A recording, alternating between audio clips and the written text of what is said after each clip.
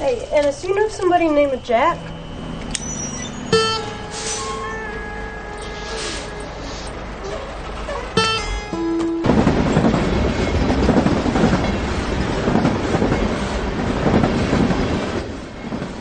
If you're looking for work, I suggest you get in here pronto.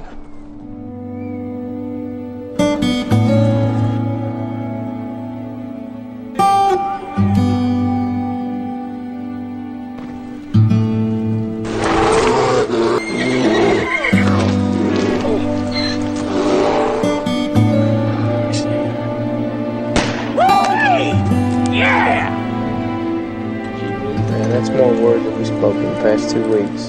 Hell, that's the most I've spoken in a year. Olá, cowboys machões e sociedade inclusiva. Eu sou o Madu e ó, eu tenho uma teoria infame.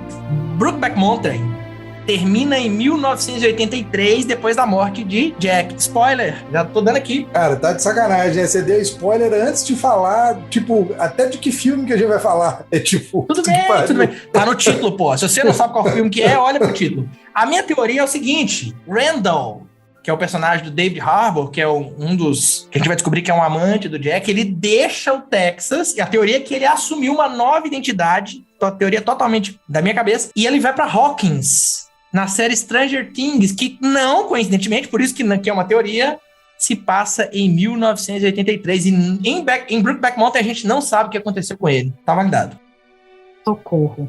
Oi, pessoal, tudo bem? Eu sou a Zizi e apesar de a gente começar esse episódio com essa piada ruim do Madu, a gente vai falar hoje de um dos filmes que eu acho mais emocionantes do cinema. Tão ruim que é boa, Zizi. Eu sou o Eros e apesar do Madu ter começado com uma piada ruim, eu tô me sentindo a mãe de Nai. Eu tenho certeza que ele vai terminar com uma pior.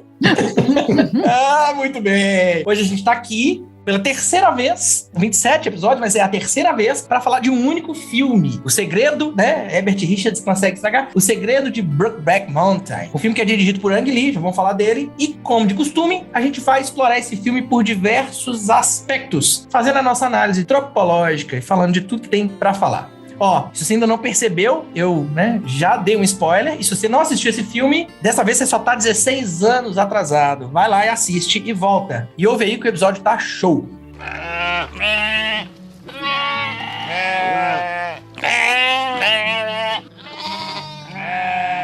Então vamos falar então de Ang Lee. Zizi, para manter nosso padrão, se o Eros vai falar qual é o filme, explica aí, conta pra gente quem que é Ang Lee. Ang Lee é um diretor taiwanês, mudou-se, muito jovem para os Estados Unidos, então ele tem essas duas referências aí, é um cara que transita entre as duas culturas, e isso é até curioso no cinema dele, porque ele tem, eu acho, bem marcado, às vezes até uma certa ambiguidade aí, que ele tem bem marcado as duas coisas, na minha visão, as duas referências. Ele é um diretor que é conhecido por uma extrema sensibilidade, mas também uma versatilidade. O cara faz filmes, assim, que são adaptações de clássicos da Jane Austen e faz filmes de super-herói como Hulk, Passa aí por cinema de ação, tipo Tigre e o Dragão, coisas mais filosóficas como A Vida de Pi, romances, como O Segredo de Brokeback Mountain, que a gente vai falar hoje. Então ele tem uma variedade muito grande, não necessariamente bem sucedido em toda essa variedade, mas ele tem. É o cara em cara. O cara fez Hulk, aquele primeiro Hulk, aquele que não é muito bom. Não é o primeiro, porque o primeiro é muito antigo, o primeiro dessa leva, Mas ele tem aí um cinema muito convencional, de certa maneira, em termos de direção de arte, iluminação, enfim, cenários e tal. Ele tem um cinema que eles chamam até de, tipo, cinema de Oscar, Filmes típicos desses que a gente vê ganhando Oscar, que é muito americano. Mas, por um outro lado, ele não deixa de ter uma coisa meio, de certa forma, contestadora. A gente, às vezes, vê menos isso nos filmes dele, porque os filmes dele são muito histórias, digamos assim, pequenas, minimalistas, como diz o Eros, Ele me ensinou outro dia que não é pequena, é minimalista. Mas ele tem essa coisa das histórias intimistas, das histórias familiares, das histórias, ali, discretinhas, de certa forma, mas que sempre no cinema dele tem alguma contestação, assim. A gente está questionando aí alguma certa opressão ou ou algum status quo, assim, da nossa cultura, né? Então Sim. é recorrente no cinema dele falar sobre romance LGBTQIA+, a opressão do feminino, enfim, algumas dessas bandeiras e dessas pautas do momento. O Ang Lee tá lá falando disso tudo desde lá de trás, mas por trás de um cineminha discreto. E eu acho que a gente vê muito dessa sensibilidade chinesa, né, no cinema dele, quando a gente entende a relação que ele tem, por exemplo, com a direção de arte, com a parte visual, que ele às vezes coloca muito ali um detalhezinho que conta muito a história e que às vezes a gente não percebe, mas de certa forma constrói ali o clima que ele quer dar. Então a gente pode não ver especificamente a cor que usou, a troca do figurino, mas ele consegue criar aquela ambiência que que cria uma emoção e que aquela emoção conta a história, às vezes, mais do que o diálogo. Então, os filmes dele são muito expositivos, né? Tem essa coisa meio poética. Ô, Zizi, apesar de ser o primeiro aí que ganhou o Oscar, né, com O Segredo de Brokeback Mountain, o filme é banido na China. É muito doido isso, né? Assim, como é que pode, né, no fim das contas? E é um pouco daquilo que a gente falou no episódio do Estranho no Ninho sobre o Milos Forman, né? A pessoa que sai daquele ambiente opressivo, né, daquela ditadura, para ir para um lugar onde ele consegue se expressar. E, de alguma maneira, essa história e esse questionamento está sempre presente nos filmes dele, né? Eu sou uma suspeita, eu gosto muito, não gosto de todos os filmes da Ang Lee, mas os que eu gosto muito, e muito por conta dessa sensibilidade. Eu acho até engraçado que as pessoas, existe uma crítica aí dos filmes dele ter uma carga dramática, né, dele ser um pouco meloso, mas comparado aí com o cinemão americano, eu acho que ele é até muito discreto em algumas vezes, né, assim, eu acho que uma comparação quase injusta. E ele é um cara que, ele navega, ele navega muito em estilos, né, assim, eu assustei quando eu descobri que Ang Lee é o cara que fez o Tigre e o Dragão, ele fez Hulk, você fala, what, né, e depois você vai e coloca Aventuras de Pi no meio e Brokeback Mountain, você fala, como assim? O cara faz Jane tudo, Austen, né, o cara pensava em sensibilidade, assim, ele vai de um lugar, de um extremo para o outro, muito rápido, muito fácil. E ele consegue, né, como eu disse, tirando alguns detalhes, para mim ele consegue se dar bem em quase todos, assim. Acho que são poucos os filmes dele que eu não gosto muito. Eu não vi muito, assim, eu acho que eu vi 5 filmes dele. Então vamos falar então do Segredo de Brokeback Mountain, que é o nosso filme aqui. Em inglês é muito melhor sempre o nome, né? Que é só Brokeback Mountain, viva a simplicidade, viva o minimalismo, como diz o Eros, né? Filme de 2005. É tipo, viva a falta de spoiler, né? Porque no Brasil ele já te deu spoiler no título do filme. Deveria ser assim, né? É melhor do que O Homem que Era a Mãe, né? Por pouco, né? O Segredo de Brokeback Mountain, a morte de Jack Twist, né? Bom que o Madu começa a dar spoiler assim, né? Tipo, no começo do episódio, antes de avisar que vai ter spoiler. Mas, em tese aqui ele já avisou que não tem spoiler, mas a primeira frase dele é o spoiler do final do filme que o Jack morre, sacou? Então, tipo, antes de avisar da volta de spoiler, ele dá o spoiler. Então, Eros, aproveita, deixa aí e conta sobre o filme. O Segredo de Brokeback Mountain vai nos contar a história do Jack Twist e do Enes Del Mar, que são jovens no Wyoming que vão campear ovelhas numa montanha durante um verão para proteger as ovelhas, para não perder, né, um emprego temporário. E eles acabam passando um verão juntos, se envolvendo. Eles desenvolvem uma relação amorosa, uma relação meio conflituosa e amorosa nessa montanha. E o filme vai nos contar, tipo, isso é a abertura do filme praticamente, e o filme vai seguir nos contando a história dos 19 anos seguintes da vida dessas duas pessoas, e a forma como pontualmente eles se encontravam de tempo em tempo, e a relação deles, entre eles, e a relação deles com as famílias, com os filhos, com o mundo em volta, em geral. A gente vai acompanhando muito a consequência, né, do que é ter esse amor que é proibido de ser vivido muito pelos preconceitos da sociedade daquela época e dos próprios preconceitos que os personagens têm, né? Eu acho que é muito isso, mostra eles com a família para ir mostrando a inadequação deles com aquela situação, né? A contextualização da sociedade e eles, né? Tipo, como que eles não se encaixam naquilo ali. E, percepção minha do filme assistindo, assisti tinha muito tempo e reassistindo agora, a impressão que eu tive, eu tomo muito susto temporal, assim, com o filme. De repente você fala assim,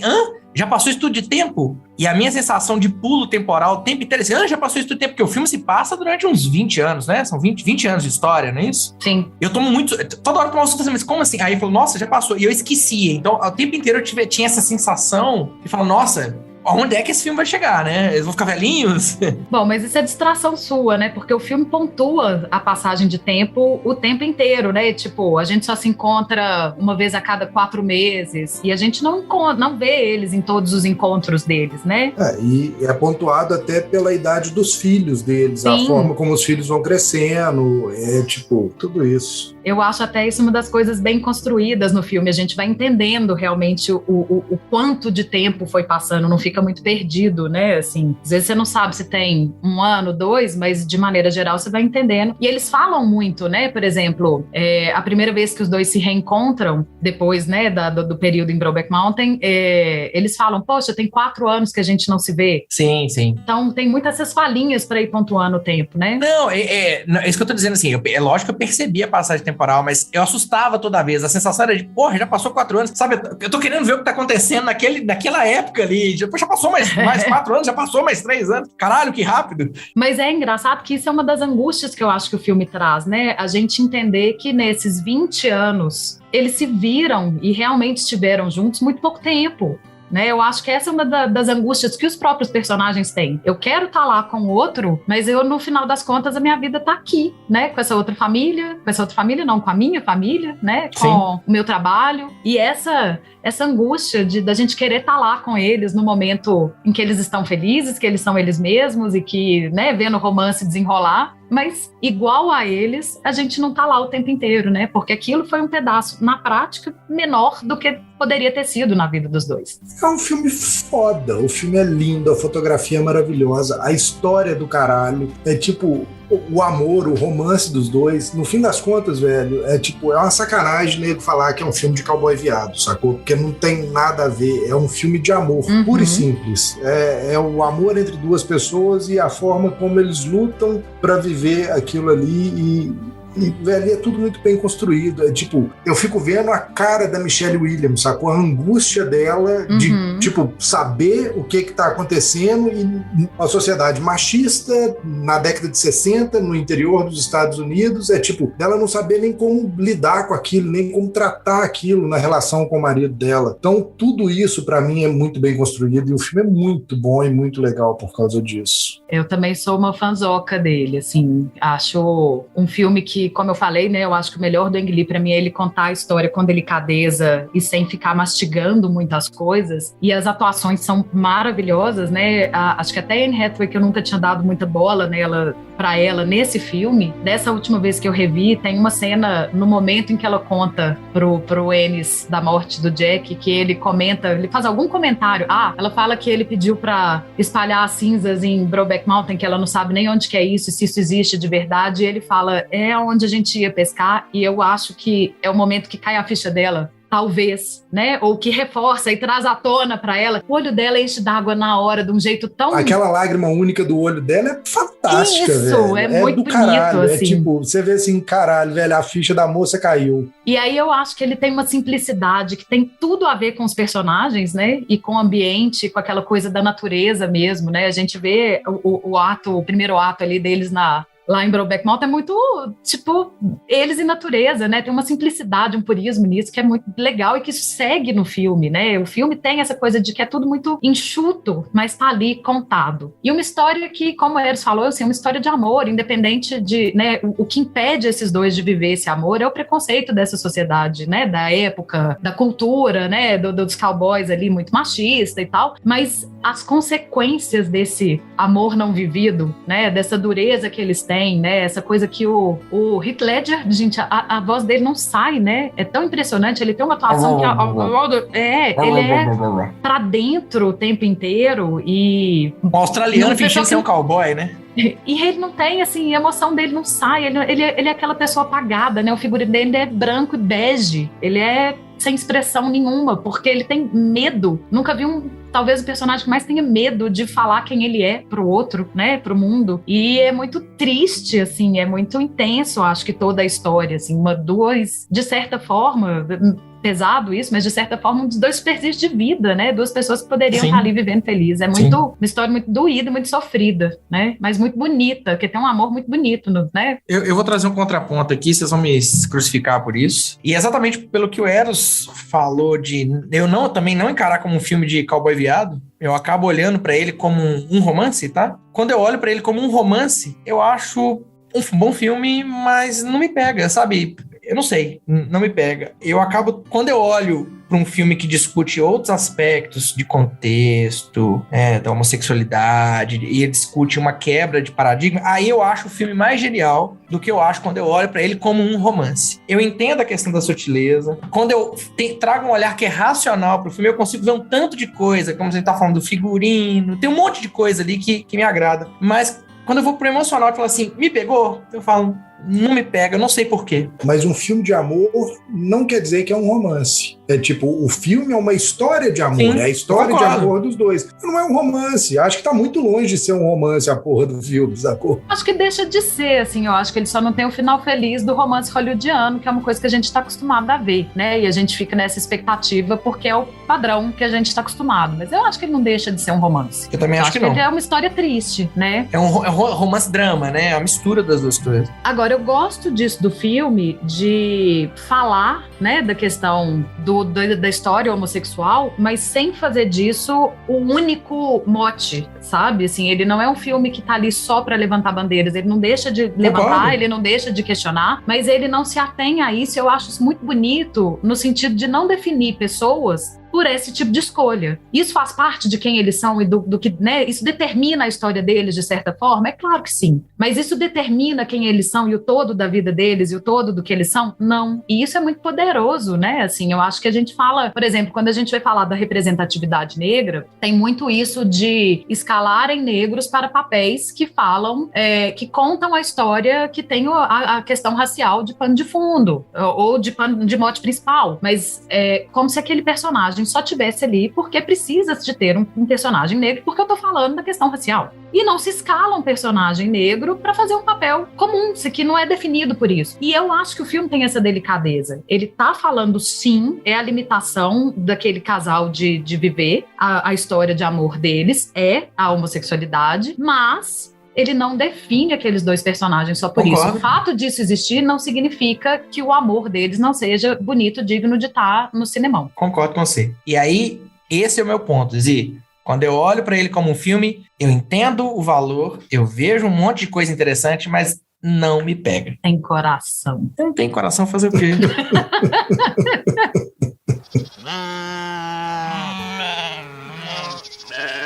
É assim, a proposta aqui, como vocês já sabem, vocês que ouvem a gente, se você não ouviu ainda os outros, ouça, né? Já é o terceiro episódio, que a gente tá fazendo análise de um filme só. A proposta aqui é a gente dividir um pouquinho, para dar um pouquinho de didática nessa análise tropográfica, toda vez esqueço qual que eu uso. A gente vai trazer essa análise dividida entre narrativa, aspectos gerais da narrativa, depois a gente acaba falando um pouquinho dos tropos relacionados a personagem, e por último, um pouco da experiência ampliada, fotografia, som, né? Outros aspectos aí do filme. Vamos entrar, então, nos tropes de narrativa. Ó, a gente pode começar com a escala deslizante de idealismo versus cinismo, onde a gente tem a história dos dois, né, o relacionamento, onde o Jack é o grande idealista, onde ele acredita no amor, ele acredita na possibilidade de uma vida junto e de ir morar numa montanha, na fazenda do pai dele, e eles vão trabalhar junto e vão viver felizes para sempre. E a gente tem o outro lado do Ennis, que é um cínico, né? É tipo, ele enxerga todo o problema, o contexto, toda a sociedade, todo o mundo onde eles vivem e entende que não é possível aquilo, que é irreal o que o Jack gostaria. Mais do que um cinismo, ele tem um medo gigantesco, né, coitado, assim, ele é um cara que tem um trauma muito grande. Um outro recurso do filme aí são flashbacks, a gente tem dois em momentos muito pontuais, assim, da história, e um deles é aquele momento que ele vai contando pro Jack que o pai dele fez questão de levar ele e o irmão pra ver o cara que era meio que abertamente gay, né? Que vivia com o outro numa fazenda, naquele ambiente, e que a galera juntou para matar esse cara na porrada, né? E ele fez questão de levar os 2 filhos para ir lá ver esse cara, e ele conta, inclusive, né, da suspeita de que o pai estivesse no meio, entre, né, dos caras que matou o outro. Mas vou te falar, eu acho que tem quase que 3 flashbacks, porque quando mostra a morte do Jack, aquilo para mim é um flashback, e é um flashback... É um flashback da mulher, sacou? É um flashback da mulher, da sociedade, da vergonha que ela tem de contar que o marido morreu espancado com um pé de cabra numa beirada de estrada e morreu sufocado com o próprio sangue, e tem uma historinha fuleira de um pneu furado, onde não tinha um pneu furado, consequentemente não tinha um aro de pneu que bateu no rosto dele, só tinha ele com a cara amassada na beirada da estrada. Então, eu acho que isso é um final aberto, né? Assim, uma interpretação aberta, porque ela pode estar contando verdade, e eu acho que aquilo não é exatamente um flashback, eu vejo mais como a cabeça do Ennis, que tem essa história tão traumatizante marcada nele, que inclusive pauta a escolha dele o tempo inteiro, né? O medo que ele tem de assumir que ele é gay passa muito por essa história, né, desse medo, tipo, quem é como a gente não sobrevive nesse mundo, a gente não tem espaço, ninguém vai deixar a gente ser, a gente não vai ter, né, sossego hora nenhuma, ele tem essa paranoia o tempo inteiro. Então, naquela hora, pra mim, é muito mais uma construção que ele faz na cabeça e que o filme deixa aberto que, tipo, é uma possibilidade ter sido aquilo que aconteceu? Necessariamente é o que aconteceu? Não sabemos. Curiosidade é que ela... Como é que é o nome da atriz, gente? A Anne Hathaway. A Anne Hathaway. Ela não sabe, ela deu uma entrevista, ela não sabe se aquilo... O que tinha acontecido de verdade. Tanto que ela gravou 2 versões. Uma versão onde ela sabia e uma versão onde ela não sabia. E nunca foi revelado, tá? É realmente o final aberto. A cena que é mostrada pra gente na edição final é uma junção das 2 coisas. Então, dá essa impressão de que ela sabe, né, no nível de atuação, e depois de que ela não sabe, né? Fica uma mescla mesmo. Não, e é uma cena brilhante, né? Eu acho que essa construção da cena é muito maravilhosa. Só pra pontuar, né? A gente estava falando aqui de flashbacks, tem um outro flashback que é o momento que... Agora eu não lembro qual dos 2 tem uma lembrança, eu acho que é o Jack, que num momento de um certo estresse, assim, de uma briga dos 2, ele tem uma recordação de um abraço, que é a cena, acho que a mais famosa do filme, né? Que é quando o Ennis chega e abraça o Jack. Abraço mochila. É um outro flashback que entra num momento também de... Quando eles estão ali meio separados um do outro, é uma sensação de tipo, você lembra por que você gosta do outro e de tudo que vocês já viveram, e é bonitinho também, assim. O outro trope que eu queria trazer aqui, na verdade são 2 tropes. O primeiro é o chamado final deprimente, né? O Jack, ele morre, né? No que está implícito aqui, como a gente discutiu, se é esse crime de ódio, não fica claro se é, né? Um final aberto, o que é dito que foi um pneu que estourou e a roda voou na cara dele e ele morreu por isso. E Ennis fica sozinho, no final é visto... ele como incapaz de manter um relacionamento, né, principalmente um relacionamento estável. Ele divorciou, ele se separou do Jack, né, o Jack tá morto, ele só tem lembrança, a única coisa que ele tem são 2 camisas, uma camisa dele e do outro, que daqui a pouco a gente fala disso, e um postal que foi enviado para ele. Então, isso é deprimente por um lado. Agora, tem um cheirinho de final, que é o outro tropo chamado final raio de esperança, que a filha dele, né, chega no final e mostra ele dobrando a camisa dela, aquela ideia de se colocando no pai de alguém que ainda cuida, né? Ele faz comentários, ela vai casar, né? Quem que é esse cara? Então dá um pouco dessa sensação de que pode haver uma aproximação dele em relação à filha. Mas é muito levinho, né? A minha percepção é que é muito mais deprimente do que raio de esperança.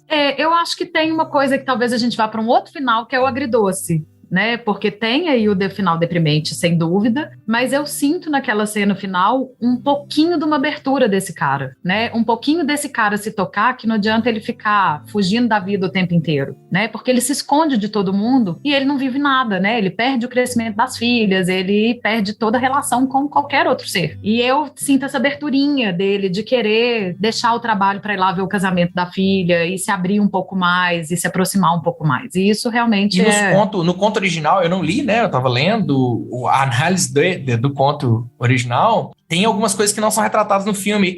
Retrata ele acordando, ele sempre tem sonhos. Ele sempre sonha com o Jack. Ele sempre sonha com o Jack. E ele acorda numa mistura de angústia, mas com alívio, né? A ideia de ter matado uma saudade. Então é como se ele sempre sonhasse com Brokeback Mountain lá, né? Ele sempre sonha com os 2. Então eu acho que no livro deve dar essa impressão ainda maior de agridoce. Eu achei super deprimente, terminando de assistir o filme. O raiozinho assim. de esperança é raiozinho e o agridoce é, tipo, muito mais agrido que doce, né? Porque é isso, o final é mais pra deprimente do que qualquer outra coisa, mas tem ali um pouquinho, tem.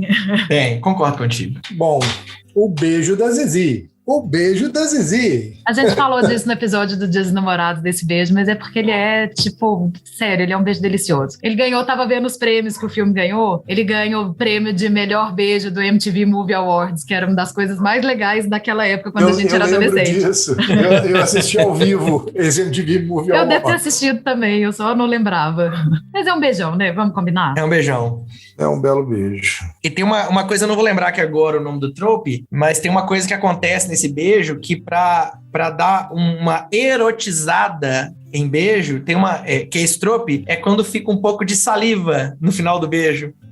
Às vezes dá até aquela gente, costurinha. Eu não reparei isso, não. É desse jeito. E isso, inclusive, configura esse trope aqui, tá? Que é pra tirar um pouco, é pra dar uma quebra. É porque a cena toda, apesar do beijo, seu puta do beijo, a cena toda é meio confusa, né? Aquilo ali ficou uma mistura que você não sabe o que tá acontecendo. Aquela coisa, ela vai no erotismo, mas ela sai do erotismo muito fácil. E aí eles colocam essas sutilezas pra trazer isso de volta. Entendi. Que legal. Ela tem, assim, eu acho que as duas cenas mais, né, físicas é esse beijo e a cena de sexo que acontece antes, né, a primeira momento dos dois, tem uma certa brutalidade nelas, né, assim, tem uma coisa de dois homão bruto. Dois machos se pegando, né? Um negócio meio assim, né? Mas que dá também toda eu acho que tem um contexto, né? Eu acho que aumenta, na verdade, o erotismo das duas cenas, assim. E da ânsia dos dois, né? Eu acho que o gostoso desse beijo mora nessa ânsia. Eles estão 4 anos esperando para se ver de novo e dar esse beijo, né? Uma expectativa gigantesca. Delícia. Vamos aos tropes, então, relacionados agora aos dois personagens, até mais do que os dois, mas os dois principais. Acho curioso que, assim, a boa parte deles funciona para os dois, né? E que marca bem como é a cultura da época, então os dois têm que, né, fazer algumas coisas. Tipo, tem um trope que fala, eu já mencionei que eu sou heterossexual hoje, que é quando uma pessoa, por contexto, precisa o tempo inteiro se sentir, né, a necessidade de reafirmar que ela é heterossexual para esconder a homossexualidade. E o filme, os dois... É igual vegano, né? É igual um vegano. Como é que você diferencia um vegano do resto? Tipo, a primeira coisa que ele fala, eu sou a Ana, eu sou vegana. Olha o preconceito. Mas aqui no caso é o contrário, né? É como se você tivesse que disfarçar e aí você fica ali declarando... Gosto de carne e é vegano, né?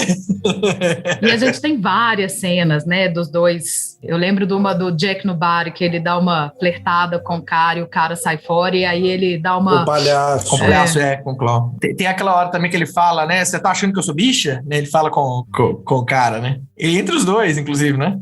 Tem o The Beard, né? Tipo, The Beard acho que é o mais batido de todos, onde os dois seguem uma vida paralela, casando, tendo crianças, seguindo uma vida heterossexual, mas no fundo, tudo que um queria era fazer parte da vida do outro. Eles vão levar... E The Beard é a barba, né, traduzindo.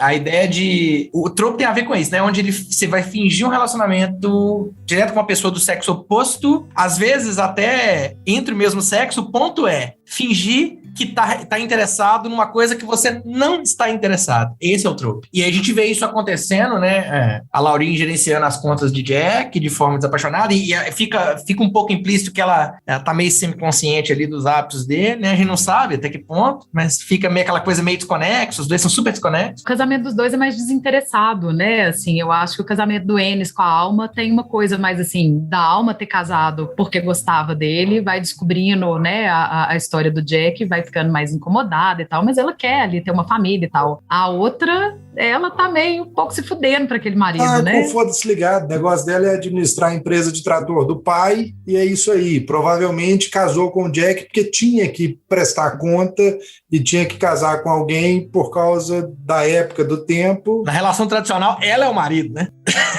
Na relação tradicional, da família tradicional, ela faz o papel de marido. Tanto que é interessante quando o Jack Twist, primeira vez que ele se impõe pro pai, né? Parece que pro pai dela, Parece que ele tava esperando aquilo, né? Ele lá fatiando o peru na ação de graças, né? É um dos poucos momentos que ela tem um certo orgulho, né? A sensação que eu tenho é que ela casa com um tipo, cowboy. ela se diverte, ela cowboy ri. charmoso, e depois descobre que ele né? Ele também não tá ali interessado no casamento, não tá interessado no negócio da família, ele não se impõe. E aí, quando ele se impõe, ela olha e fala: opa, esse é o cara com quem eu queria ter casado. O pai, inclusive, né, gosta. Dá pra ver, assim, ele poderia... Eu fiquei imaginando que ele fosse virar e brigar, né? Ele cede, ele fala, opa, tá bom, ele entendi. respeita, né? Ele fala, pode cortar o peru, é teu. Chega um ponto, ele tem que respeitar a casa alheia, né? É tipo, não dá pra passar por cima. Ah, sempre dá. Sempre dá.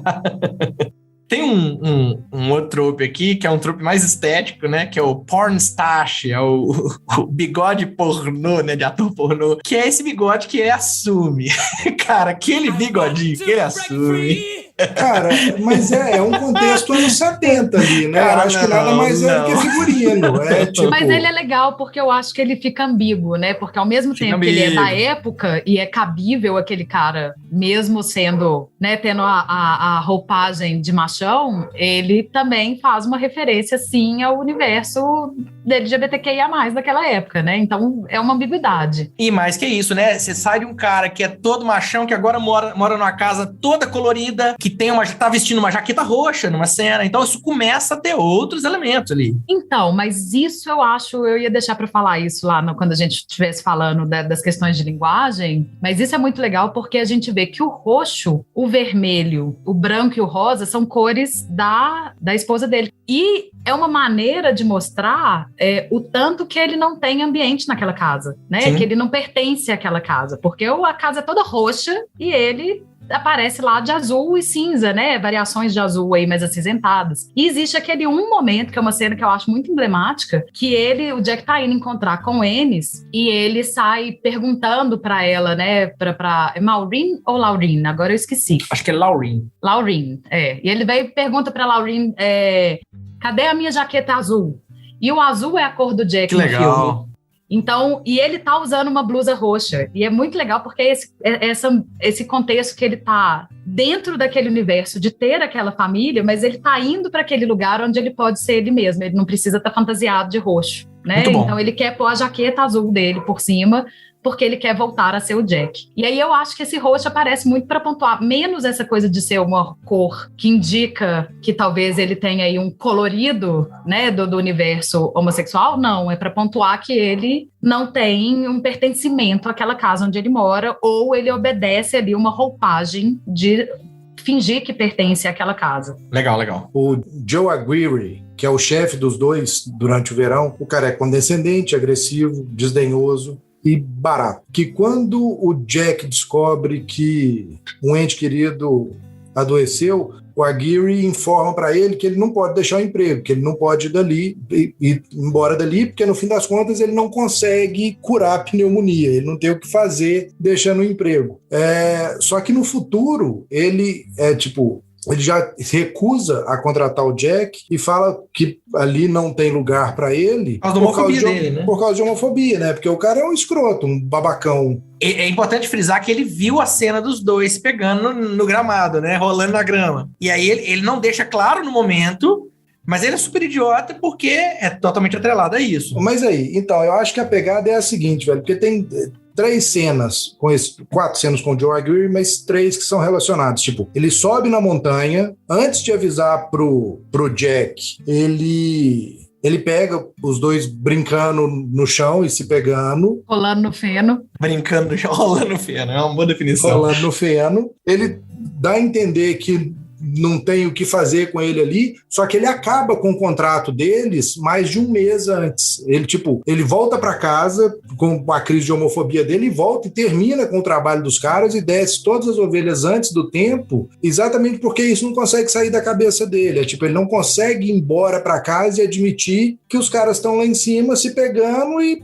não estão olhando tanto ovelha assim, né? Mas aí tem o outro trope, né? Que é o idiota tem razão. Eu, como contratante, se eu contrato fato, duas pessoas independentes de qualquer coisa pra vigiar a ovelha, e eles estão se pegando e não estão vigiando a ovelha, eu teria um ponto, tá? Eu tenho, independente do preconceito, eu tenho um ponto. Eu contratei pra vigiar a porra da ovelha. Aí é só a gente saber separar motivos, né? Você não tá executando o trabalho que eu te contratei pra fazer. Ok. O fato de eu acrescentar camadas de babaquice nisso, porque eu tenho preconceito, aí é que, né, o idiota e o idiota com razão. A razão. Né? Ele tem uma razão e ele não tem outra, ele tem a razão e ele é idiota. Exatamente.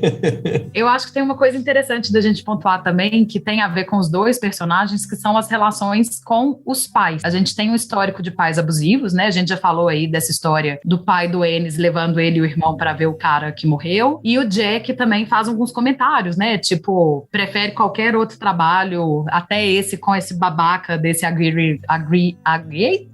com esse babaca desse Aguirre pra poder não trabalhar com o pai, né? Qualquer coisa melhor do que trabalhar com o pai. E lá no final do filme, quando o Ennis vai pra casa, né, da família do Jack, a gente entende, né? Fica muito claro que esse pai tem um desdém e uma hostilidade com o Jack muito grande, né? Então são dois pais aí bem difíceis e que fica implícito, a gente não tem muitos detalhes, mas fica visível que tem uma toxicidade aí na relação com os dois pais. E tem um outro trope que, na contramão desse, tem os bons pais, que a mãe do Jack, em contrapartida, parece entender muito bem quem é o filho dela, e, independente do preconceito da época, aceitar ele do jeito que ele é, e, inclusive ter um afeto estendido pelo Ennis, né? Ela trata ele com carinho, ela dá ali o pacotinho para ele levar a blusa dos dois, ela indica, né, que tem alguma coisa no quarto, vai lá, pra voltar, pede pra voltar, então uma aceitação. É o famoso, a mãe sempre sabe, né?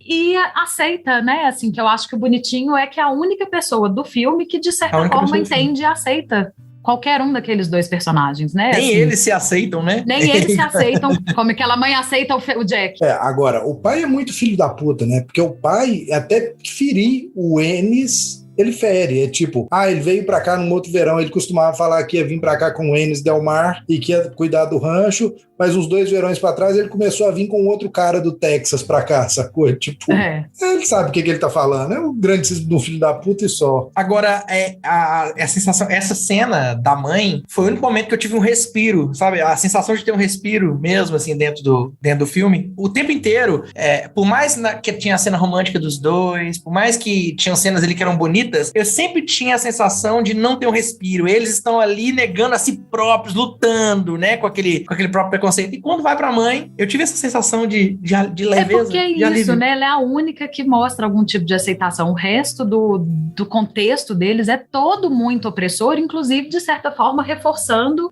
a necessidade deles de realmente se manter naquela escolha, né, de não ficarem juntos, assim. Tem um motivo, né, não é só o medo do Ennis, não é só uma paranoia, né, aquela sociedade ali realmente não aceita eles. E a gente tem um outro trope que é o estoico, a gente falou que grande parte dos tropes servem para os dois, mas aqui tem uma característica diferente, né, que enquanto o Jack é apaixonadinho, o Ennis é chamado de o estoico, que é aquele cara que ele vai exibir emoção só quando tá sob estresse extremo, né, ou tá com uma situação que é muito emocional, mas ele é e normalmente escondida no beco, né? Não mostrando pro outro. Ele tenta manter ali uma racionalidade o tempo inteiro. Aqui pode ser encarado como uma espécie de máscara, né? Ele não é estoico, a sociedade tá forçando ele a ser. Ele não é, ele não queria ser. Mas tem toda a tratativa do pai, de como ele cresceu, né? Que força ele a estar nesse lugar.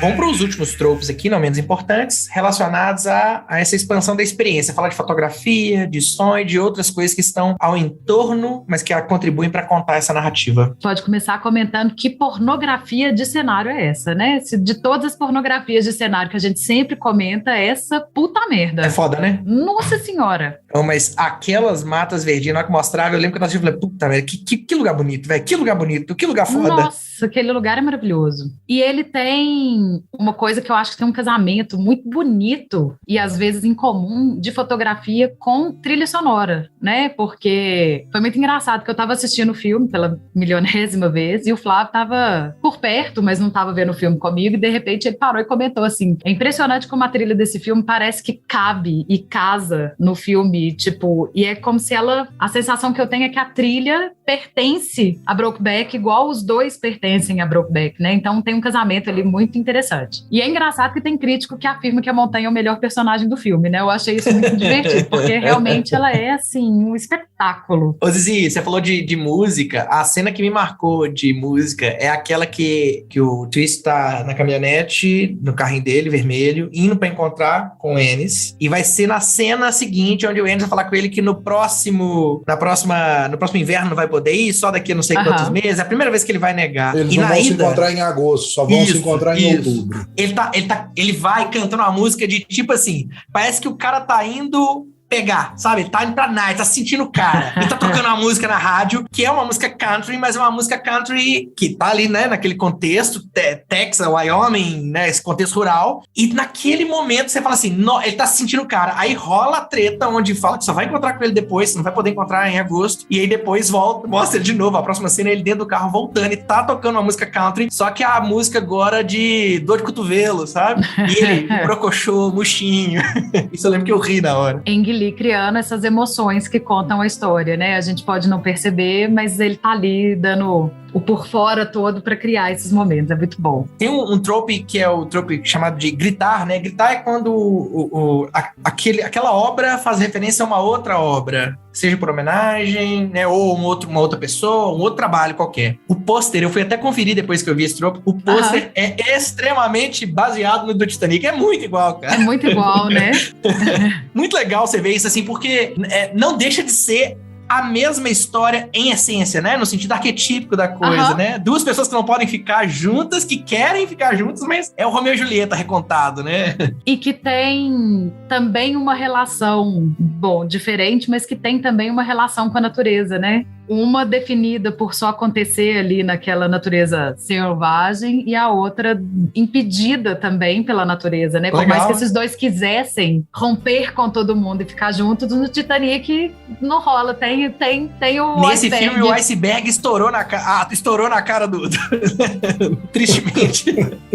Que merda, velho. Agora, eu queria comentar um pouquinho dessa história do figurino e da direção de arte, porque eu acho isso no filme, assim, muito primoroso. Muito primoroso. Eu acho o filme uma aula de figurino e, enfim, da arte também. Eu puxo pro figurino, que é o que eu entendo mais, né? Acabo percebendo mais. É muito legal que os dois aparecem pela primeira vez, definindo o que é a cor de cada um, né? Então, o Jack aparece todo de jeans, um jeans azul marcante, então a gente entende, fica ali definido que a cor do Jack é o azul, e o Ennis aparece com uma camisa xadrez de branco e bege e uma jaqueta bege por cima, definindo que essas cores mais apagadas, né, principalmente o bege, é a cor do Ennis. Lá, como tá muito frio, né, à noite na montanha, o Jack tem uma jaqueta verde, xadrez de verde. E quando ele tá com essa jaqueta verde, o Ennis com a jaqueta bege, a imersão dos dois, a sensação de pertencimento visual naquele ambiente da natureza é muito impressionante. Como se eles realmente fossem parte daquele lugar. E pra frente, né, depois que eles saem de Brokeback Mountain, a próxima vez que a gente vê o Ennis, ele tá usando também um xadrez, mas aí o xadrez dele já é em cores de azul, que é a cor do Jack, como se ele estivesse fazendo uma referência ao outro, como se ele estivesse buscando o outro de alguma maneira. E a próxima vez que a gente vê o Jack, ele tá com uma camisa vermelha e um colete bege por cima, o bege bem no tom do Ennis, fazendo a mesma coisa. Mas a gente tem ali uma informação nova no Jack, que é o vermelho. E o Jack tem uma vivacidade um pouco maior, né? Ele é uma pessoa que tem um pouco mais de vontade de viver, de fazer as coisas. Ele tem uma paixão mais pra fora e o vermelho fala muito disso. Mais pra frente, quando a Laureen entra na história, ela aparece de vermelho. Chapéu vermelho que cai, né? É, a roupa dela também é branca e vermelha. A caminhonete é vermelha. A caminhonete, o trator que ela vende, o batom dela, o vermelho é muito a cor dela. Mas eu acho legal que quando ela aparece de vermelho, é como se, pelo menos naquele primeiro momento, a vivacidade dela, e ela é apresentada pra gente, né, montando lá no cavalo, ela tem também uma vivacidade, casasse com o Jack, né, com a personalidade do Jack. A gente entende por que ele escolhe aquela bela mulher, apesar da gente saber que ele gosta do outro e tal. E isso se segue, né, nos xadrezes apagados do Ennis, ele continua usando xadrezes aí um pouco azuis. E é muito divertido que eles fazem essa brincadeira, por exemplo, tem um colete que o Ennis usa que tem o forro vermelho. E é um detalhinho pequenininho, mas ele tá ali fazendo a referência à vivacidade contida e ao Jack contido, a paixão contida, escondida dentro dessa fachada. E o filme vai fazendo essas brincadeiras, né? A gente já falou ali da roupa roxa, no ambiente roxo, do Jack fazendo nesse pertencimento ou não pertencimento da casa. E existe um momento que os dois brigam, o Jack e o Ennis, e que o Jack começa a aparecer de preto. E é como se ele tivesse de luto naquele momento da história que meio que terminou. Algo morreu para ele na história dos dois. E é no dia que ele começa a conversar com o cara que depois a gente descobre que foi uma espécie de amante dele também, né, do Jack. E ele começa a fazer um retorno, depois de então, pro azul, que é a cor dele. Porque aí o figurino dele passa a ser cinza, que a gente pode quase que entender aí que é a mistura do preto com o azul. O figurino do Jack começa a ser cinza, até que ele retorna pro azul, voltando pra essência dele, principalmente quando ele tá em Brokeback Mountain. E quando eles voltam pra Brokeback Mountain, eles estão sempre nas cores originais, como se eles estivessem respeitando a própria essência. Que legal. E é muito legal que o filme é marcado assim, cena a cena, os figurinos têm assim uma comunicação com a cor, né? Os cenários e as cores dos cenários dialogam muito com a gente. Eu sou muito maravilhada com esse figurino, que não é um espetáculo, mas conta muito a história do filme. É sutil, né? E tem aquela parada quando ele vai na casa do Jack e ele chega lá na casa do pai, né? Dos pais do Jack, ele vai no quarto e ele chega e vê a roupa, ele descobre a roupa que era a roupa dos dois, né? A roupa branca e a roupa azul. Naquele momento, a roupa jeans azul, né? Eu vou falar que é jeans aqui, mas é um azul, tá por cima daquela xadrez branca clarinha, que é a roupa que tá sangrada, né? Do murro que ele tomou no nariz, naquela briga que eles tiveram. Aquela brincadeira, mas foi uma briga. No final, essa roupa, ela volta e tá dentro do armário isso é quase um Chekhov Gun, né? Tipo, porque ele fala que eu não acredito que eu deixei minha camisa pra trás na montanha. E a camisa volta no final, sacou? Mas o que eu queria trazer é que lá é sutil, mas dentro da roupa, a roupa tá invertida. Agora é a branca que tá por cima da jeans. Você tem a inversão. No armário do Jack era a do Jack que estava por cima, no armário do Ennis é a do Ennis que estava por cima, e que de certa forma eu entendo como tipo eu te abraço, você me abraça. Eu trago você dentro, né, no meu coração aqui, você tá dentro de mim de alguma forma, né? Você vive dentro de mim de alguma forma. E é legal que esse detalhe, para mim é a grande cena emocionante do filme, né? São esses dois momentos com as duas camisas, e que o figurino faz essa brincadeira o tempo inteiro antes, né? Deles vestirem a roupa do outro, a carapuça do outro, de certa forma, por cima da deles mesmos, o tempo inteiro. Ali, quando você entende isso do figurino, essa brincadeira, pra mim, fica ainda mais especial, porque ela é construída ao longo do filme. Em resumo, o filme é bom pra caralho, assista, mas na única cena que estabelece quem é o ativo e quem é o passivo, eu já tô com que é a medo. cena de sexo dos dois, isso fica lá, pelo menos naquela cena estabelece. Sabia que eu usei essa cena mnemonicamente pra saber qual era o nome dos dois? Ennis, The Penis, Jack Twist. E eu não esqueci nunca mais. É verdade. Puta que pariu. Ennis é o nome de um colega do Luiz de Ouro Preto. Luiz, meu irmão, em Ouro Preto. Sabe qual que era o apelido do Ennis? Into. Aralho. Eu conheço uma história de um Ennis que tinha apelido de Into. Não, velho, o apelido do cara é fantástico. Pessoa quase. Velho. É muito bom, né? É muito bom, né? Versão brasileira, Herbert Richards. Aralho. Aralho. Tá vendo que a piada não é tão ruim, né? Ó, e você que acabou de ouvir a gente, se quiser comentar, pedir algum filme específico, algum trope específico, algum autor, diretor, roteirista, ator, pede, comenta com a gente, conversa com a gente lá no Instagram, que a gente mais que nunca tá aberto a ouvir e trazer isso para nossa pauta. Comenta lá. Lembrando que o nosso Instagram é o @tropetroopers. Barra carneiro, ovelha. Barra carneiro, ovelha.